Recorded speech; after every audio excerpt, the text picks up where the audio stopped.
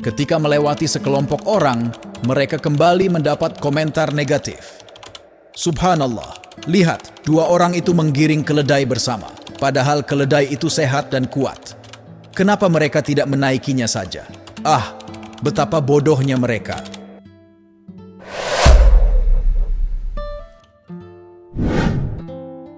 Assalamualaikum warahmatullahi wabarakatuh. Sahabat kalbu yang Allah cintai. Kisah kali ini menceritakan siapakah sebenarnya Luqman, seseorang yang namanya diabadikan dalam Al-Quran. Nama Luqman Al-Hakim termasuk di antara yang disebutkan oleh Allah Ta'ala dalam Al-Quran. Bahkan namanya diabadikan dalam salah satu surat Al-Quran, yaitu surah Luqman, ayat 12-19. Ini bukan tanpa alasan, karena Luqman memiliki keistimewaan berupa ilmu hikmah, sehingga namanya diabadikan oleh Allah Subhanahu wa Ta'ala dalam Al-Quran. Allah Ta'ala sebutkan nama Luqman dalam Al-Quran, dan sesungguhnya telah kami berikan hikmah kepada Luqman, dan kami perintahkan kepadanya, bersyukurlah kepada Allah. Dan barang siapa yang bersyukur kepada Allah, maka sesungguhnya ia bersyukur untuk dirinya sendiri. Dan barang siapa yang tidak bersyukur, maka sesungguhnya Allah Maha Kaya lagi Maha Terpuji. Quran Surat Luqman ayat 12. Siapakah Luqman Al-Hakim sebenarnya? Apakah dia seorang nabi atau tidak? Terdapat perbedaan pendapat di kalangan ulama tentang hal ini. Mayoritas ulama berpendapat bahwa Luqman hanyalah seorang ahli hikmah, karena Al-Quran menyebutkan bahwa Allah memberinya hikmah kepadanya. Dia juga terkenal karena nasihatnya kepada anaknya untuk berbakti kepada kedua orang tuanya dan tidak menyekutukan Allah. Ibnu Katsir dalam kitabnya Bidayah wa An-Nihayah dan Tafsir, Ibnu Katsir menyatakan bahwa nama panjang Luqman adalah Luqman bin Anqa bin Sadun dan anaknya bernama Taran, sebagaimana yang juga diungkapkan oleh As-Suhaili. Di sisi lain, Syauqi Abu Khalil dalam kitabnya Atlas Al-Quran mengemukakan bahwa Luqman adalah putra saudara perempuan Ayub atau putra bibinya. Terdapat juga pandangan lain yang menyatakan bahwa Luqman hidup hingga masa Nabi Dawud alaihissalam diutus sebagai seorang rasul. Ibnu Katsir menjelaskan bahwa mayoritas ulama berpendapat bahwa Luqman adalah seorang hamba Allah yang saleh dan tidak menerima kenabian. Di sisi lain, Jabir bin Abdullah mengidentifikasi Luqman sebagai seseorang dengan tubuh yang sangat pendek dan hidungnya tidak mancung.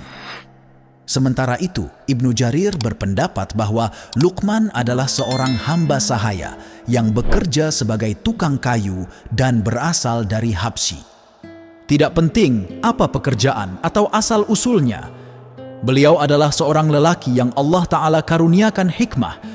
Allah Ta'ala menyampaikan kepada kita tentang wasiat dan nasihat Luqman kepada anaknya di dalam Al-Quran agar kita bisa memetik manfaat dan hikmah darinya. Allah Ta'ala berfirman, dan sesungguhnya telah kami berikan hikmah kepada Luqman. Quran Surat Luqman ayat 12. Dalam ayat tersebut, al-hikmah memiliki berbagai makna seperti menyesuaikan sesuatu dengan kondisinya, benar dalam ucapan dan perbuatan, meneguhkan sesuatu dengan ilmu dan amal, mengerti dan pintar, atau mengetahui apa yang terjadi dan melakukan kebaikan. Inilah di antara beberapa makna hikmah yang dijelaskan oleh para ulama. Berbagai penjelasan mengenai makna hikmah di atas tidak saling bertentangan, bahkan saling melengkapi, sehingga lebih menjelaskan tentang makna hikmah itu sendiri. Allah Ta'ala memberikan hikmah kepada Luqman dan beberapa makhluk lainnya. Allah Ta'ala menjelaskan keutamaan hikmah dan siapa yang mendapatkannya. Allah Ta'ala mengaruniakannya kepada hambanya sesuai kehendaknya. Allah Ta'ala berfirman, Allah menganugerahkan hikmah, kepahaman yang dalam tentang Al-Quran dan As-Sunnah kepada siapa yang dikehendakinya. Dan barang siapa yang dianugerahi hikmah, ia benar-benar telah dianugerahi karunia yang banyak. Dan hanya orang-orang yang berakallah yang dapat mengambil pelajaran dari firman Allah. Quran Surat Al-Baqarah ayat 269. Luqman mengajarkan putranya tentang kenyataan hidup di masyarakat. Luqman berkata, "Wahai putraku, lakukanlah apa yang bermanfaat untuk agama dan duniamu. Teruslah berbuat baik sampai kau mencapai tingkat tertinggi. Jangan hiraukan kata-kata dan celaan orang, sebab kau tak akan bisa membuat mereka puas dan ridha. Kau juga tak akan bisa menyatukan hati mereka. Wahai putraku," sambung Luqman, "bawalah seekor keledai kepadaku dan kita akan membuktikannya." Luqman bermaksud mengajak putranya berjalan-jalan di masyarakat untuk membuktikan bahwa membuat semua orang puas itu sangatlah sulit. Bahkan bisa dibilang tidak mungkin terjadi. Apapun yang dikerjakan oleh seseorang akan selalu ada yang mencela. Selalu saja ada yang tidak sependapat. Kemudian mereka segera melanjutkan perjalanan mereka. Pada kesempatan pertama, Luqman menaiki keledai dan menyuruh putranya berjalan kaki sambil menggiring keledai. Beberapa orang melihat hal itu dan merasa itu aneh. Orang-orang yang merasa itu aneh pun segera mencela Luqman. Mereka berkata, "Orang tua itu duduk santai di atas keledai, sedang anak kecil itu menggiring keledai. Betapa angkuh dan sombongnya orang tua itu."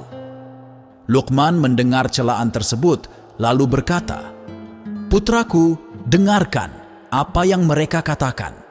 Luqman kemudian berganti dengan membiarkan putranya yang menaiki keledai.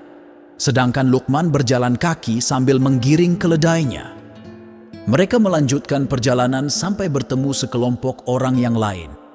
Meski kini Luqman dan putranya telah berganti posisi, tetap saja reaksi yang sama yang mereka dapatkan. Orang-orang yang merasa aneh dengan apa yang mereka lihat pun berkata, "Lihatlah, anak kecil itu menaiki keledai, sementara orang tua itu malah berjalan kaki menggiringnya. Sungguh alangkah jeleknya akhlak anak itu." Luqman mendengar kata-kata orang-orang, lalu berkata kepada putranya, "Anakku, dengarkanlah apa yang mereka katakan." Mereka berdua melanjutkan perjalanan. Kali ini, keduanya menaiki keledai kecil itu. Mereka berdua terus berjalan sampai melewati sekelompok orang yang santai di pinggir jalan. Lagi-lagi, orang-orang tersebut bereaksi dengan mengeluarkan komentar negatif. Dua orang itu naik keledai bersama, padahal mereka tidak sedang sakit. Mereka sanggup berjalan kaki. "Ah, betapa mereka tak peduli pada hewan," ujar seseorang yang melihat Luqman. "Dengarkanlah apa yang mereka katakan, wahai putraku." Luqman kembali menasehati putranya. Luqman dan putranya kembali melanjutkan perjalanan tanpa hiraukan caci maki orang-orang itu. Kali ini, Luqman dan putranya berjalan kaki berdua sambil menggiring keledai. Ketika melewati sekelompok orang, mereka kembali mendapat komentar negatif. "Subhanallah, lihat, dua orang itu menggiring keledai bersama, padahal keledai itu sehat dan kuat. Kenapa mereka tidak menaikinya saja?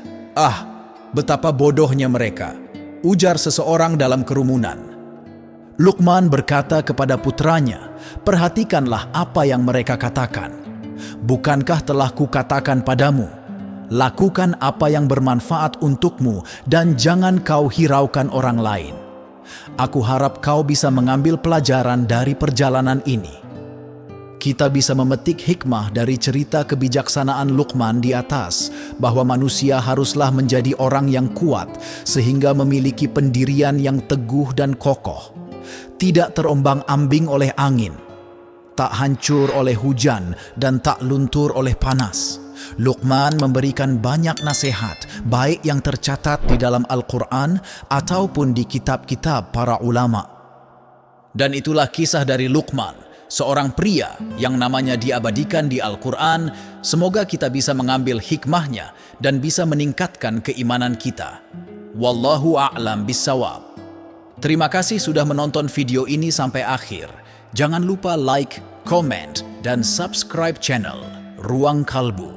Wassalamualaikum warahmatullahi wabarakatuh.